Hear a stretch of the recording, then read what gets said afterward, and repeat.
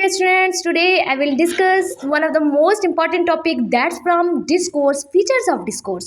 Dear students, आज की video में मैं डिस्कस करने वाली हूँ डिस्कोर्स के कौन से मेन करैक्टरिस्टिक्स हैं, फीचर्स कौन से हैं। इससे पहले मैं डेफिनेशन ऑफ डिस्कोर्स और टाइप्स ऑफ डिस्कोर्स पर वीडियो बना चुकी हूँ, जिसने नहीं देखी वो जाके देख सकता है। शुरू करते हैं आज की अपनी वीडियो। फर्स्ट इसमें जो इसका फीचर है वो है कोहिजन के यूज़ ऑफ लिंग्विस्टिक एलिमेंट्स का यूज़ किया जाता है। कोई भी टेक्स्ट है, किसी भी टेक्स्ट को आप पढ़ रहे हैं, रीड कर रहे हैं, उसमें लिंग्विस्टिक एलिमेंट्स का आपको यूज़ मिलेगा। यानी डिस्कोर्स में आपको लिंग्विस्टिक एलिमेंट का यूज़ मिलेगा, जैसे कि कंजक्शन का यूज़ होता है, प्रोनाउन का होता है, सिनोनिम्स। अब इन कंजक्शन वगैरह का यूज़ या कंजक्शन क्यों यूज़ किए जाते हैं, ताकि सेंटेंस और आइडियाज़ को स्मूथली क्या किया जाए, कनेक्ट किया जाए। सो कोहिजन जो है वो आपको नजर आएगा कहाँ पर, एक डिस्कोर्स में। कोहेरेंस क्या है, लॉजिकल ऑर्गेनाइजेशन दी जाती है टेक्स्ट को, क्लैरिटी दी जाती है आइडियाज़ को, ये इंश्योर किया जाता है कि discourse make sense as a whole, कि डिस्कोर्स क्या करता है, एक सेंस देता है। अब डिस्कोर्स किसके थ्रू सेंस दे रहा होता है, कोहेरेंस के थ्रू, एक लॉजिकल ऑर्गेनाइजेशन दे रहा होता है, टेक्स्ट को क्लैरिटी दे रहा होता है। सो ये हमारे पास हो गया कोहेरेंस।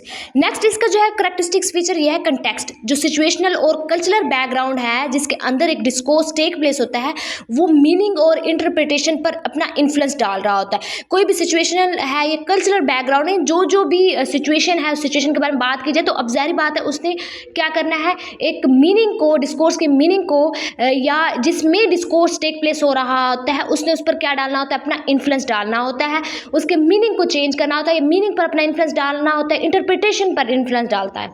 इंटरटेक्सचुअलिटी की अगर हम बात करें तो रेफरेंस टू अदर टेक्स्ट और discourse within a given text. Intertextuality का मतलब क्या होता है, text within the text, यानी जब टेक्स्ट के अंदर के टेक्स्ट की हम बात कर रहे थे, टेक्स्ट के साथ टेक्स्ट कनेक्शन की बात कर रहे थे, वो इंटरटेक्सचुअलिटी कहलाता है।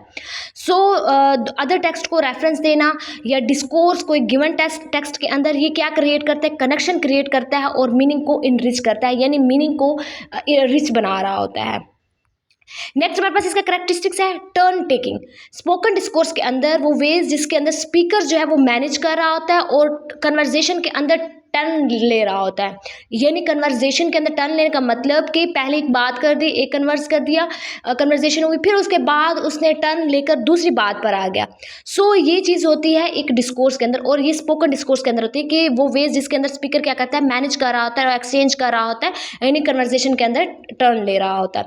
इसके बाद हमारे पास है स्पीच एक्ट। स्पीच एक्ट भी इसका मोस्ट इंपॉर्टेंट करैक्टरिस्टिक्स है। फंक्शन ऑफ अटरनेस, जैसे कि मेकिंग स्टेटमेंट बनाना, क्वेश्चंस पूछना, कमांड्स देना या फिर कोई प्रॉमिसेस करना, ये स्पीच एक्ट्स भी होता है किसके अंदर, डिस्कोर्स के अंदर। ये नहीं जिसमें ये फंक्शन ऑफ अटरनेस की कोई बात हमने बोली, जैसे कि हम कोई स्टेटमेंट बना देते हैं, बता देते हैं, या कोई भी हम क्वेश्चंस पूछ लेते हैं, कोई कमांड दे देते हैं या कोई प्रॉमिस कर देते हैं। सो ये सारा किस में आ जाता है, स्पीच एक्ट में आ जाता है, और एक करैक्टरिस्टिक्स है किसका, डिस्कोर्स का।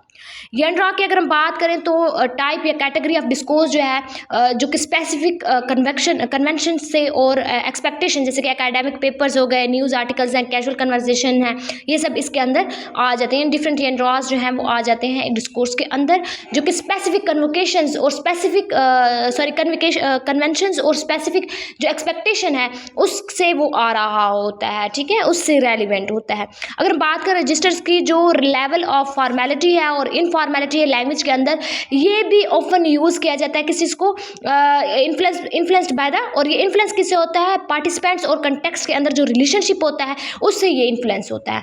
यानी ये वो लेवल ऑफ फॉर्मेलिटी और इनफॉर्मेलिटी है लैंग्वेज के अंदर, लैंग्वेज कोई भी लैंग्वेज यूज़ की जा रही है उसके अंदर वो फॉर्मेलिटी और इनफॉर्मेलिटी है, जो कि अभी फॉर्मेलिटी और या जो लैंग्वेज है, फॉर्मल लैंग्वेज है, ये इनफॉर्मल लैंग्वेज है, ये इन्फ्लुएंस किससे होता है, पार्टिसिपेंट और कंटेक्स्ट के दरमियान क्या रिलेशन है, उनके दरमियान क्या रिलेशनशिप है, इससे इन्फ्लुएंस हो रहा होता है कोई भी लैंग्वेज को जो यूज़ किया जाए, फॉर्मल वे में यूज़ किया जा रहा है या इनफॉर्मल वे में यूज़ किया जा रहा है।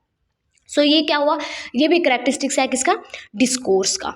अभी ये जितने भी फीचर्स हमने पढ़े ये किस चीज़ में हेल्प आउट करते हैं, हमें अंडरस्टैंडिंग में हेल्प आउट कर रहे थे, हमारे अंडरस्टैंडिंग में कि कैसे लैंग्वेज फंक्शन करता है कम्युनिकेशन के अंदर, और कैसे मीनिंग जो है वो कंस्ट्रक्ट हो रहे थे और कैसे मीनिंग इंटरप्रेट हो रहे थे वेरियस कंटेक्स्ट के अंदर। जितने भी हमने फीचर्स डिस्कस किए, जैसे कि कोहेरेंस है, कोहिजन है, या यंड्रा है, या टर्न टेकिंग है, स्पीच एक्ट्स है, जितना भी कंटेक्स्ट है, इंटरटेक्सचुअलिटी, ये सारे के सारे वो फीचर्स हैं जिसके थ्रू हमें हमें ये पता चल रहा होता है कि कम्युनिकेशन के अंदर या लैंग्वेज कैसे फंक्शन कर रहा है, कम्युनिकेशन के अंदर कि लैंग्वेज को कैसे यूज़ किया जा रहा है जब कोई कम्युनिकेट कर रहा है, कैसे मीनिंग कैसे कंस्ट्रक्ट हो रहा है, एक लॉजिकल वे कैसे मिल रहा है, वो थ्रू कोहेरेंस एक टेक्स्ट को लॉजिकल या लैंग्वेज को क्लैरिटी मिल रही होती है ना, एक लॉजिकल ऑर्गेनाइजेशन मिल रहा होता है। सो ये सब हमें पता किसके थ्रू चल रहा होता है, सब कैरेक्टरिस्टिक किसके हैं, फीचर्स किसके हैं, डिस्कोर्स के हैं। सो डियर स्टूडेंट्स, ये थे short see video about features of discourse. I hope आप लोग को इस शॉर्ट सी वीडियो से ये फीचर्स क्लियर हो गए होंगे। Thank you for watching my video. अल्लाह हाफिज़।